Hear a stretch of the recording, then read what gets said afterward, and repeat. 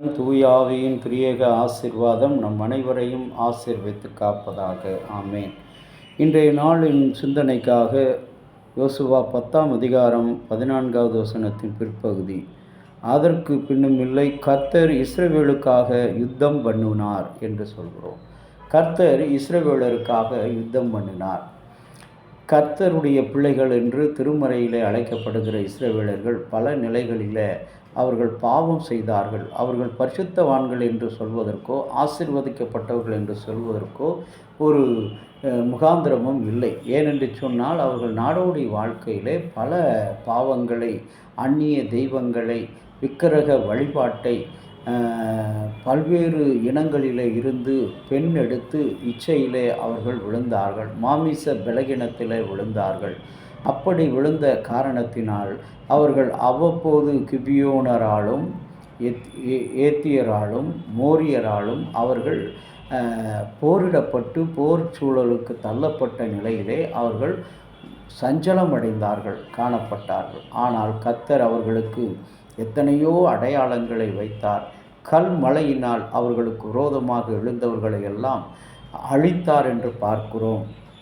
யோசுவா 10ஆம் அதிகாரம் 11வது வசனத்தில் அவர்கள் மேல் கர்த்தர் வானத்திலிருந்து பெரிய கற்களை எறிந்தார், அவர்கள் மாண்டனர். இஸ்ரவேலர் பட்டயத்தால் கொண்டவர்களிலும் கல்மழையினால் அவர்கள் அழித்தவர்கள் அதிகமான பேர் என்று சாட்சி கொடுப்பதை யோசுவா 10:11 பார்க்கிறோம். இன்றைக்கு நம்முடைய வாழ்க்கையில் நமக்காக யார் யுத்தம் செய்வார்? அன்றைக்கு இயேசுடைய உயிர்த்தெழுதலிலே மரியாள் சென்று பார்க்கும்போது மகதலேனா மரியாள் அவர்களும் இருவரும் யார் நமக்காக இந்த கல்லை புரட்டி தள்ளுவார்? இன்றைக்கு ஒவ்வொரு மனிதனும் இந்த உலகத்தில் ஒரு மனிதனை சார்ந்து வாழ வேண்டும். படைப்புகள் எல்லாம் ஒன்றை ஒன்று சார்ந்து அன்போடு இணக்கமாக உருக்கமாக அன்போடு வாழ்ந்து கொண்டிருக்கிறது. ஆனால் இந்த மனிதன் மாத்திரம்தான் ஒருவருக்கொருவன் விரோதமாக, விலங்குகள் கூட ஒரு இனத்தோடு அன்பு கொண்டு வாழ்கிறது, சமாதானமாய் வாழ்கிறது. ஆனால் இந்த மனிதன் மாத்திரம்தான் மனிதனோடு மனிதன் போரிடுகிறான், மனிதனோடு மனிதன் வேறுபடுகிறான், மனிதனோடு மனிதன், அவனும் மனிதன் நானும் மனிதன், அவன் உடம்பில் ஓடுகிற இரத்தமும் என்னுடைய உடம்பில் ஓடுகிற இரத்தமும் ஒன்றுதான், என்னுடைய அவயங்களும் அந்த மனிதனுடைய அவயங்களும் ஒன்றுதான், அவனுக்கு இருக்கிற அதே அறிவும் ஆற்றலும் திறமையும் எனக்கும் இருக்கிறது என்று நம்பக்கூடிய இந்த உலகத்தில் மனிதன் இன்றைக்கு நிறத்தால் வேறுபடுத்தப்பட்டு பார்க்கப்படுகிறான், இனத்தால் வேறுபடுத்தப்பட்டு பார்க்கிறான். இன்றைக்கு திருச்சபையில் நிலைக்கின்ற நிலைமை என்ன? ஒரு இனம் மாத்திரமே கொடிகட்டி பறக்கிறது. காரணம் என்ன? இடையில் வந்தவர்களெல்லாம் இன்றைக்கு அவர்கள் ஏற்றுக்கொள்ளப்படுகிறார்கள். ஆதியில் இருந்தவர்களெல்லாம் பாதாளத்தில் அவர்கள் தள்ளப்படுகிறார்கள்.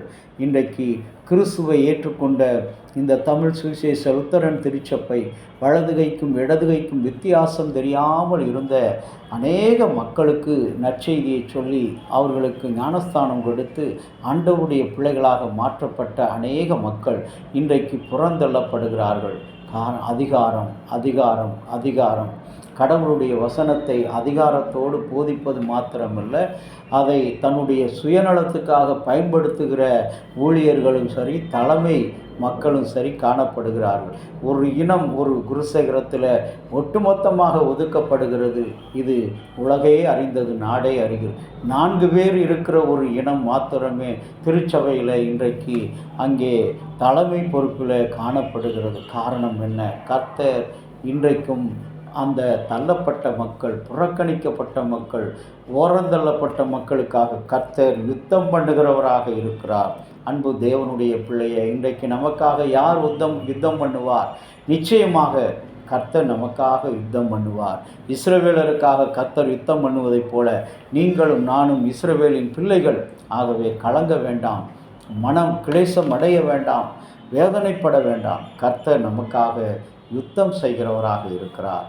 அன்றைக்கு கடவுளை நோக்கி ஜெபம் செய்வோமா? அன்புள்ள தகப்பனே, பரலோக பிதாவே, உம்முடைய அன்பாலும் இரக்கத்தினாலும் நாங்கள் இந்த மாதத்தின் நிறைவில் எங்களுக்காக யுத்தம் செய்கிற கர்த்தரை நாங்கள் பார்க்கிறோம். ஆண்டவரே, எத்தனை கஷ்டங்கள் இன்னல்கள் வந்தாலும் நீர் எங்களுக்காக யுத்தம் செய்கிறவர். உம்மையன்றி எங்களுக்கு வேறு ஆற்றல் இல்லை, தெய்வம் இல்லை. அப்படிப்பட்ட நம்பிக்கையோடு இந்த நாளில் இருக்கிறோம்.